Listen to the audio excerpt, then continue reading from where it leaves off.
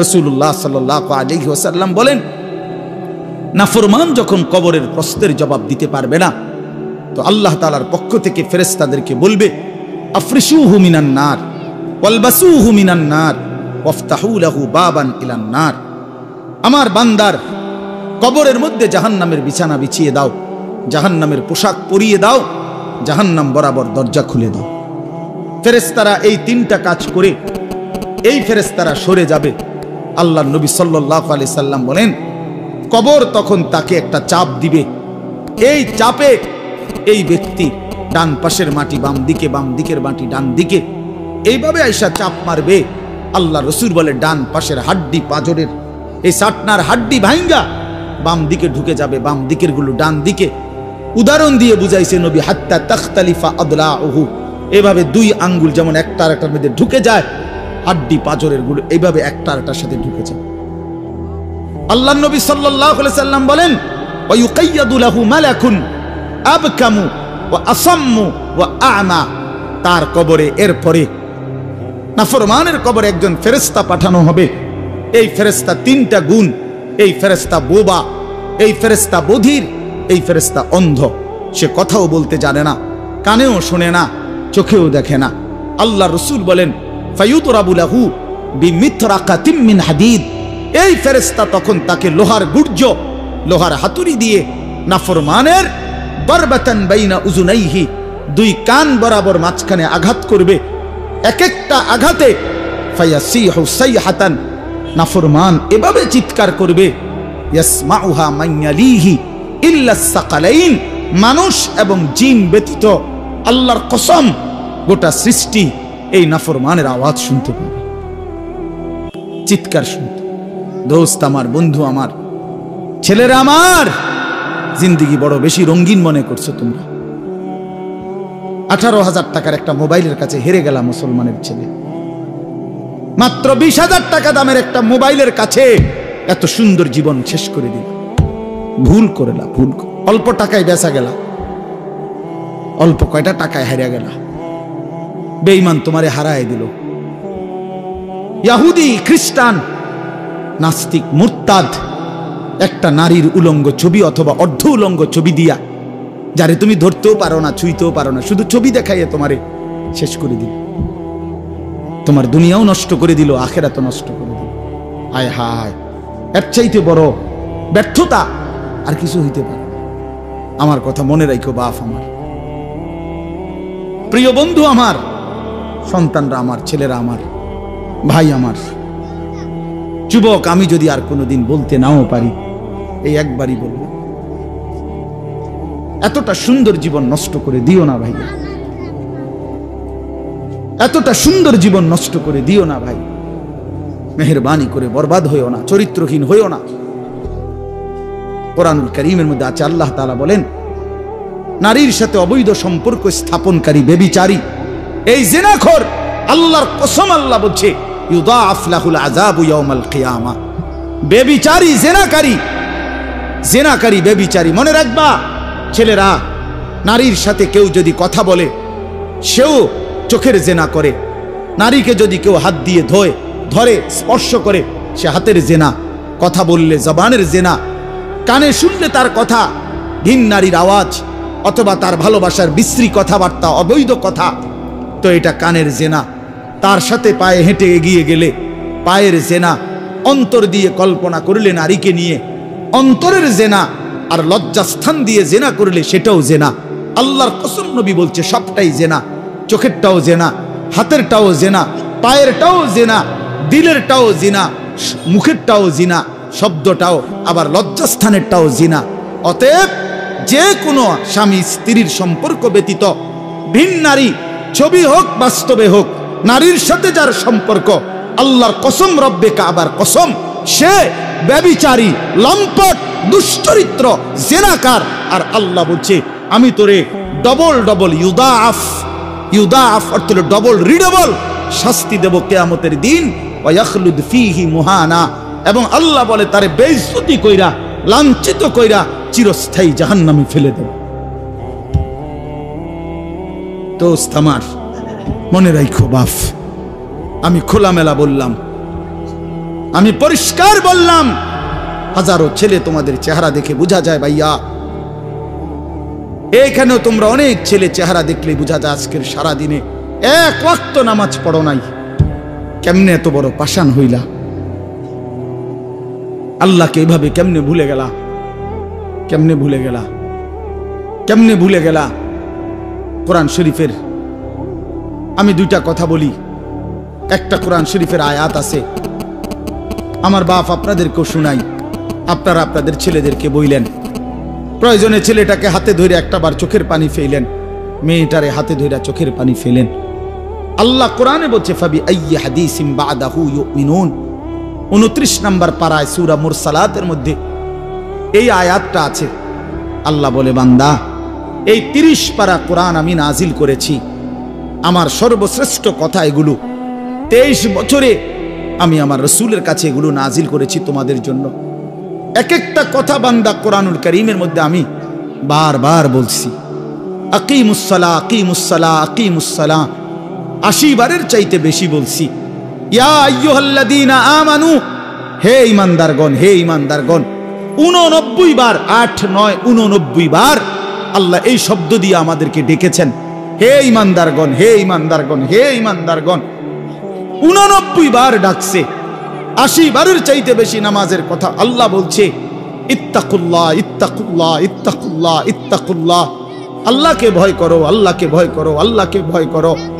ওয়াইলুন ইয়াউমাইদিল লিল মুকাদ্দিবিন, সূরা মুরসালাতের একটা সূরাতে 10 বার, এক সূরার 50টা আয়াতের মধ্যে 10 আয়াতে এক কথা আল্লাহ 10 বার বলছে যে বান্দা তোমরা যারা নাফরমান মিথ্যাবাদী, সেদিন আখিরাতে তোমাদের জন্য জাহান্নাম জাহান্নাম জাহান্নাম জাহান্নাম জাহান্নাম 10 বার বলছে। তো আল্লাহ বলতে চাচ্ছে, বান্দা এতবার বললাম, এতভাবে বললাম, এত বড় শ্রেষ্ঠ কোরআন নাজিল করলাম, তুমি বান্দা এবার আমারে বলো যে বান্দা আমি আর কতবার বললে, আর কেমনে বললে, আর কোন কিতাব নাজিল করিলে এক একটা কথা আর কতবার বললে তুমি আমারে মানতা? তুমি বলো,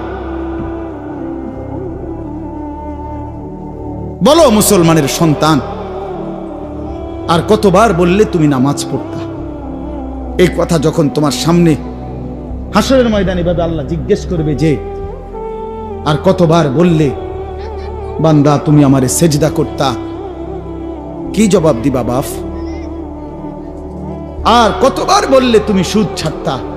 30 বছর মুসলমান সুদ খায়, 30 বছর টানা মুসলমান মিথ্যা বলে, 30 বছর মুসলমান প্রতিদিন ওজনে কম দেয়, এটা মুসলমান? 30 বছর ধরে মুসলমানের ঘরে প্রতিদিন রঙিন টেলিভিশনে নাচ গান নর্তকীর ছবি চলে, প্রতিদিন টেলিভিশন চলবে, এটা জিন্দেগি? এটাই জীবন?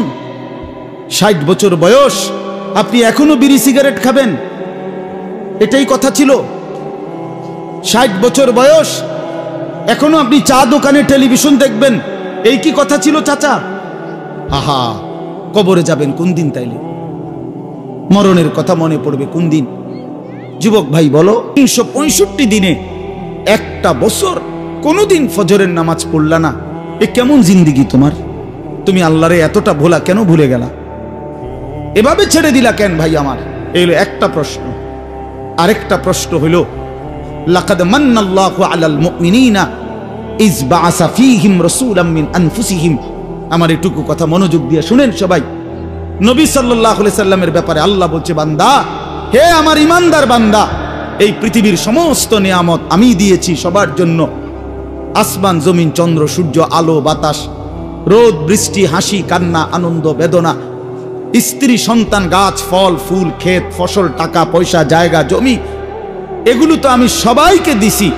কিন্তু তোমরা ইমানদারগণ শুনো, আমি মহান আল্লাহ রাব্বুল আলামিন তোমাদের জন্য একজন আলাদা আমার সর্বশ্রেষ্ঠ রাসূল, কলিজার টুকরা, আমার সবচেয়ে প্রিয় মাহবুব, আমার বন্ধু, আমার আখিরি রাসূল নবী মুহাম্মদুর রাসূলুল্লাহ সাল্লাল্লাহু আলাইহি সাল্লাম, তাকে আমি তোমাদের জন্য দিয়েছি। এটা আমার সর্বশ্রেষ্ঠ নিয়ামত। বলেন আলহামদুলিল্লাহ, বলেন আলহামদুলিল্লাহ।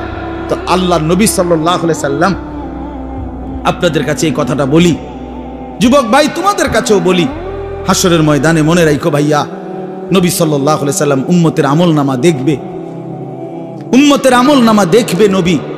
আর দেখা নবী সাল্লাল্লাহু আলাইহি ওয়াসাল্লাম উম্মতের এই আমলনামা হাতে নিয়ে যখন দেখবে পৃষ্ঠার পর পৃষ্ঠা, ফজরের নামাজ নাই, 30 বছর মিথ্যা বলে, 30 বছর সুদের লেনদেন, 40 বছর হারামের ব্যবসা করছে, কোনো দিন 5 ওয়াক্ত নামাজ পড়ে নাই, স্ত্রী পর্দা করে নাই, ছেলেটা নামাজ পড়ে নাই, ঘরের মধ্যে অনবরত টেলিভিশন চলছে।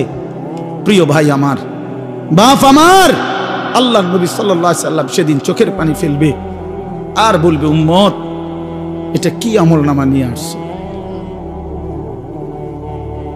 উম্মত তুমি আমার এত বড় বেইজ্জতি কেমনে করলা? আমি 23টা বছর তোমাদের জন্য কেঁদেছিলাম। সারা রাত এশার নামাজের পরে নবী দাঁড়াইছে কাঁদতে কাঁদতে, ফজরের আজান পর্যন্ত নবী উম্মতের জন্য দোয়া করছে আর চোখের পানি ফেলছে। তায়েফের পাথরের আঘাতে পিঠটা ছিদ্র করে ফেলছি, ক্ষুধার কষ্টে পেটে পাথর বেঁধেছিলাম। উহুদের দান শহীদ করা রক্ত নিয়ে উহুদের ময়দানে পড়েছিলাম বেহুশ হয়ে। ঘরের চুলায় 3 মাস আগুন জ্বলে নাই। এত কষ্ট, এত চোখের পানি, এত ক্ষুধার কষ্ট, এত রক্ত, বিনিময়ে উম্মত এটা কি নিয়ে আসলাম? নামাজ কই, সেজদা কই, রুকু কই, ফজর জোহর আসর মাগরিব এশা কই, হারাম থেকে বাঁচা কই, হালাল উপার্জন কই, জিকির কই, তেলাওয়াত কই, আমার সুন্নত কই? কেমনে এমনে ভুলে গেলা উম্মত? আমার এত বড় বেইজ্জতি কেমনে করলা? আমার এত বড় অপমান কেমনে করলা? কি জবাব দিবেন বলো ভাই? আমার কথা শেষ ভাই। কি জবাব হইতে পারে তখন? আল্লাহ তাআলা বলবেন, আল্লাহ তাআলা বলবেন, বান্দা আমি আর কেমনে বললে তুমি মানতা? নবী বলবেন, উম্মত আমি আর কত চোখের পানি ফেললে তুমি আমার কথা মনে করতে? আর কত রক্ত ঝরাইতাম আমি? 23টা বছর আমি শুধুই কাঁদছি, শুধুই কাঁদছি, সারা রাত কেঁদেছি। ভাই আমার, দোস্ত আমার, বন্ধু আমার, নওজোয়ান ছেলেরা আমার, নষ্ট হইও না, নষ্ট হইও না। প্রিয় বন্ধু, আজীবন ফিলিস্তিনে রক্ত ঝরবে আর আরাকানে রক্ত ঝরবে, আর তুমি আর আমি নিরাপদ থাকবো, এটা ছিল, এটা যারা ভাবছিলা, আজ ইসকনের গুন্ডারা, ইসকনের সন্ত্রাসীরা এটা প্রমাণ করে দেখাইছে। ইসকনের গুন্ডারা, ওই হিন্দু সন্ত্রাসীরা, এরা প্রমাণ করে দিছে তোমাদের আমাদের সবাইকে যে মুসলমানের বাচ্চা, সুযোগ পাইলে তোদের কাউকে ছাড়ব না। এজন্য আমার মুসলমান ভাইয়ের শহীদ সাইফুল ইসলাম আলিফ, অ্যাডভোকেট সাইফুল ইসলাম আলিফের তাজা রক্তে চট্টগ্রামের জমিনে এই ইসকনের গুন্ডারা, সন্ত্রাসীরা দিনে দুপুরে প্রকাশ্য দিবালোকে এই 92% মুসলমানের বাংলাদেশে, যে দেশে কালেমার উচ্চে ফজরের আজানে যে দেশে ভোর হয়, যে দেশের কোটি কোটি জনগণ মুসলমান, সে দেশে প্রকাশ্যে দিবালোকে ইসকনের গুন্ডারা, সন্ত্রাসীরা, এরা আমাদের মুসলমান একজন অ্যাডভোকেটকে জবাই করে ফেলছে। শুনেছ বন্ধু? এটা কি ভাবছ? জিন্দেগি শুধু মোবাইল টিপতে টিপতে শেষ হইব? তুমি কোনোদিন মুসিবতে পড়বা না? না, হ্যাঁ, এইভাবেই মনে করছো জিন্দেগি, এই রং তামাশার জীবনটাই শেষ। বাপ কিছু বলে না, মা কিছু বলে না, স্ত্রী, স্বামী, সন্তান সব আলাদা আলাদা, সবাই সবার মন মতো চলতেছ। ভাইয়া, এরই নাম জীবন? বেঈমান বুঝাইয়া দিছে, এই জমিনে রক্ত ঝরাইয়া বুঝাইছে।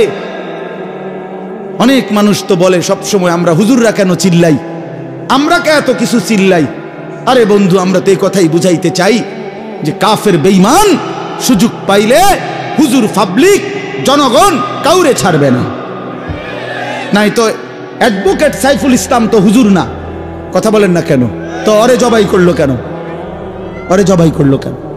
এই বাংলাদেশে কত মুসলিম নেতা, আমাদের জাতির কত বড় বড় রাহবারদেরকে, ওলামায়ে কেরামকে আপনার জেলখানায় পুরাইছে, বছরের পর বছর করে ফেলে রাখছে। কই বাংলাদেশের মুসলমান তো কোনো দিনের বিনিময়ে কারো রক্ত ঝরায় নাই। তাহলে ওই বেঈমানরা তাদের একজন কাফের, ওই চরিত্রহীন, তার নামে অসংখ্য নারী নির্যাতন, শিশু নির্যাতনের অসংখ্য অভিযোগ তার নামে, তারে বহু জায়গা থেকে বহিষ্কৃত করছে। এই চিন্ময় কৃষ্ণ দাস নামে একজন কাফের মুশরিক বেঈমান চরিত্রহীনের জন্য তারা মুসলমানের বাংলাদেশে জলজ্জন্ত একজন মানুষকে জবাই করে ফেলছে। আজকে আবার পেঁয়াজের ধমক দেয়, পেঁয়াজ বন্ধ করে দিবে, আটা বন্ধ করে দিবে, আলু বন্ধ করে দিবে। ইন্ডিয়া থেকে আমাদেরকে ধমকায়, আমরা পেঁয়াজ বন্ধ করে দিবে। আলু তার আব্বার, পেঁয়াজ কি ইন্ডিয়ার আব্বার? কথা বলো না মিয়া। তাইলে কিসের ভয় দেখায়? 110 কোটি জনগণ তাদের। আরে মুসলমান তো 110 কোটিকে ভয় পায় না, 210 কোটিকে ভয় পায় না।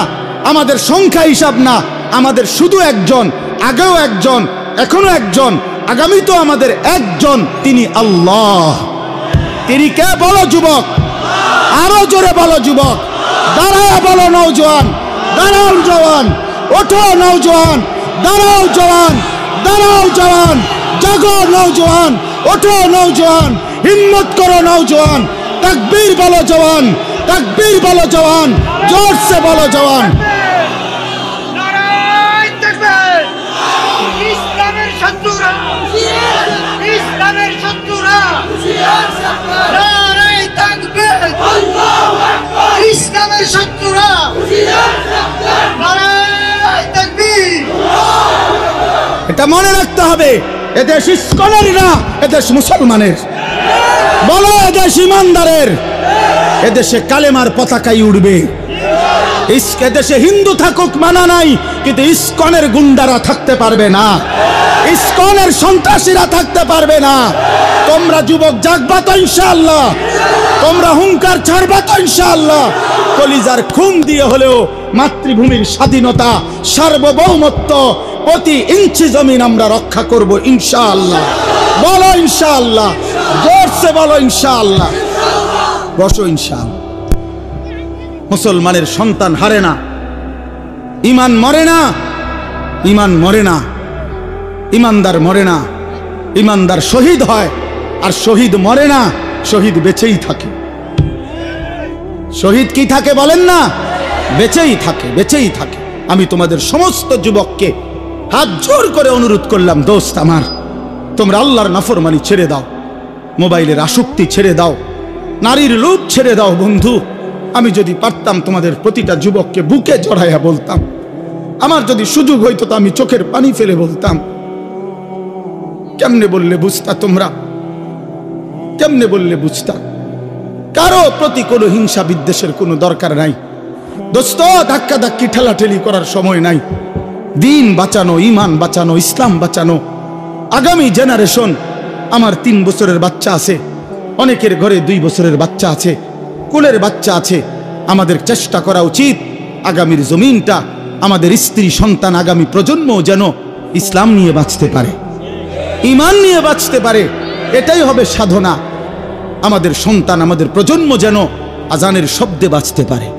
এই জন্য এই জমিন যদি আমরা নিরাপদ না রাখি, আমরা যদি আল্লাহকে সেজদা না করি, আল্লাহর নাফরমানি করি, তাই আমার বন্ধু, আমার বাপ, আমাদের উপরে আযাব আসবে, আমাদের উপরে আযাব আসবে। আল্লাহ বলছে, বান্দা, দুনিয়ায় ডুবে থাকার শাস্তি আমি বুঝাবো। কাল্লা সাউফা তা'লামুন, সুম্মা কাল্লা সাউফা তা'লামুন। কবরেও বুঝাবো, জাহান্নামেও বুঝাবো। কাল্লা লাউ তা'লামুনা ইলমাল ইয়াকিন লাতারাবুন্নাল জাহিম সুম্মা লাতারাবুন্নাহা আইনাল ইয়াকিন। আল্লাহ বলেন, বান্দা, আজকে যদি কোরআন পড়ে, হাদিস পড়ে, উলামায়ে কেরামের কথা শুনে, না দেখেই যদি কবর, হাসর, মিজান, ফুলসিরাত, আখিরাত বিশ্বাস করতা, ভালো হতো, ভালো হইতো। বান্দা, আজকে বিশ্বাস করলে, বুঝে নিলে, আমল করতে পারতা। তো নয়তো লাতারাবুন্নাল জাহিম, একদিন সচক্ষে হাসরের ময়দানে জাহান্নাম দেখবা, সব বুঝবা। সুম্মা লাতারাবুন্নাহা আইনাল ইয়াকিন, চোখে দেখে বিশ্বাস হবে, কিন্তু সেদিন আর লাভ হবে না।